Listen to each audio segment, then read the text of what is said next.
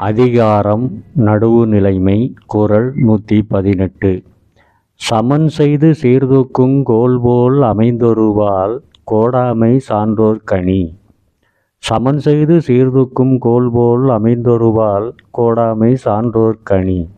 இக்குறளின் விளக்கம்: தானும் சமமாக இருந்து பொருட்களை சீர்தூக்கி பார்த்து சமநிலையை எடுத்து காட்டுவது துலாக்கோல் ஆகும்.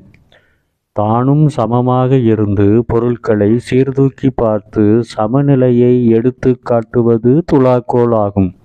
அதுபோல் உள்ளதை காட்டி நடுவு நிலைமையுடன் செயல்படுவது பெரியோர்க்கு அழகு ஆகும்.